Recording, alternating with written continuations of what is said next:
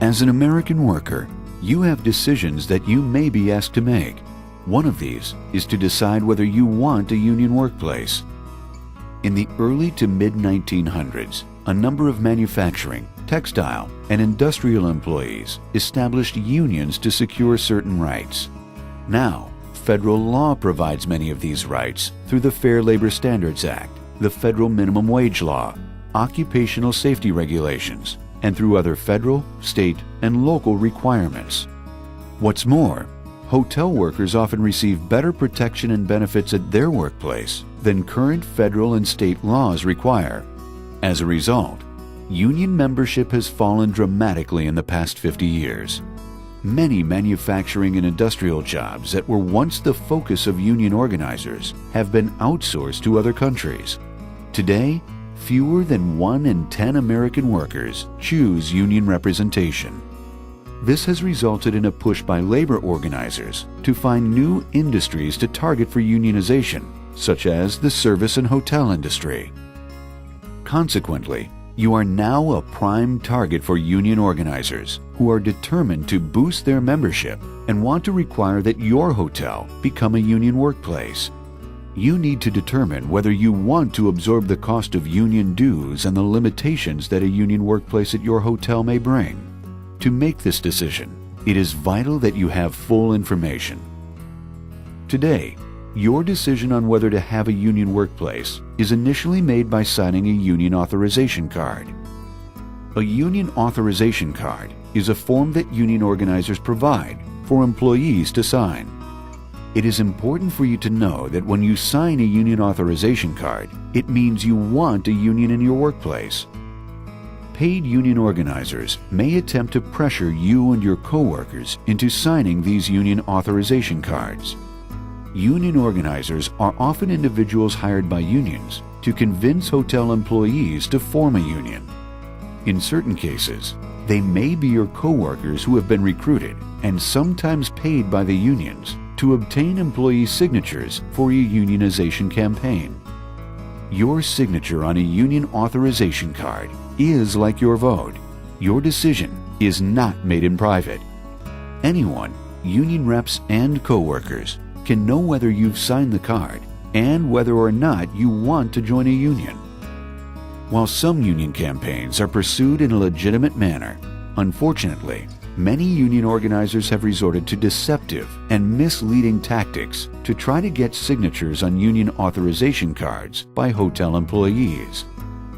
Please note, this video includes actual statements by hotel employees regarding their experience with unionization attempts and union operations at their properties. Certain employees have asked that their identities be kept confidential. They tried with their tactics by lying to people about getting them to sign up for cards.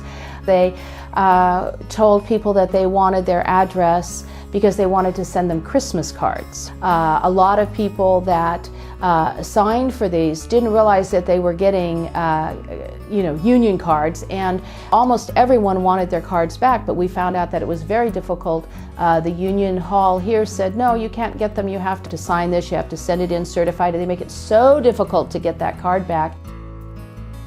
Union organizers who are seeking your signature on their authorization cards may approach you while you are doing your job, while you are enjoying your break, or when you are trying to get home at the end of your shift, and they may not stop there.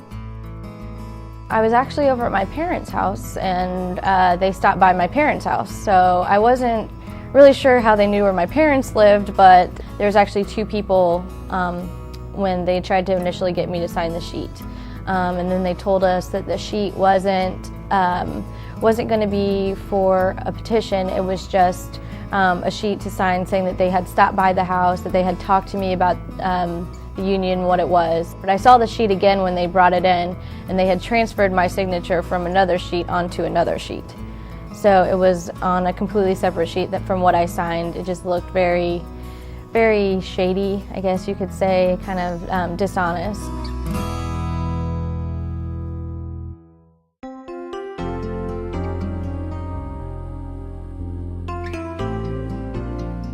Paid union organizers may attempt to pressure you and your coworkers into signing union authorization cards.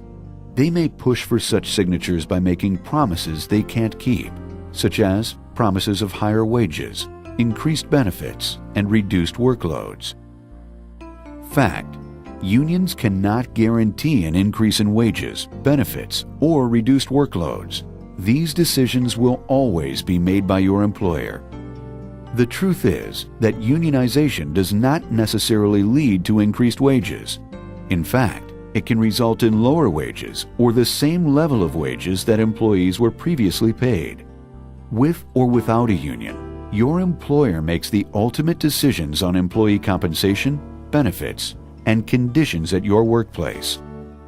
Fact: there is only one thing that union organizers can guarantee employees. They can guarantee that employees may be subject to union dues. If your hotel becomes a union workplace, union dues may be deducted from your paycheck. Hotel union dues vary across the country, but they can be as high as $81 a month, depending on the city and the union bylaws. This is money that comes out of your pocket each month. Over a year, this can amount to nearly $1,000.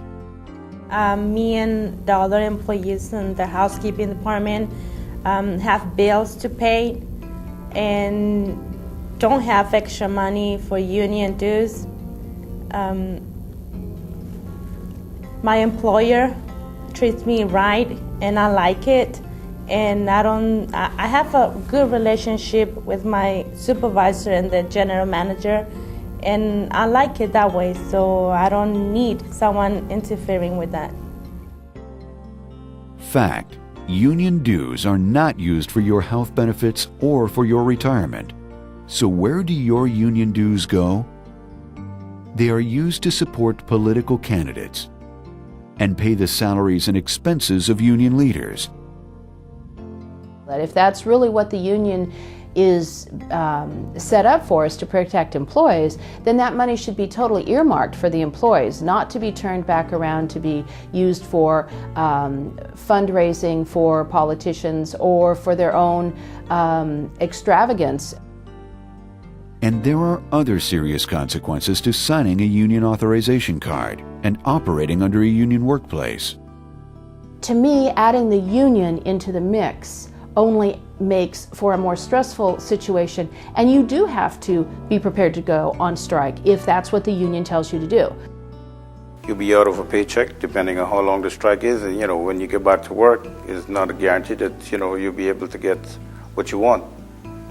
I found that working in a union versus a non-union environment, and a union, many times you couldn't reach out and ask someone to help you because you'd get that, it's not my job. In a non-union environment, we work as a family. It's kind of like cogs in a wheel. We all work together for a common goal. I know if I get in trouble, I can look over and someone at the front desk will come running to help me out. And in turn, if I see that someone is getting in the weeds, I'm right there beside them because we all have the same goal, and that's customer satisfaction. That's doing our best and taking pride and knowing we will be rewarded for the efforts we put forth. Being part of a union is a choice, your choice. You need to decide whether it's the right thing for you, taking into consideration what will change with union membership. I think that it would kind of break up the team. They'd have union representatives representing every department. I think it would break up the team morale that we have right now.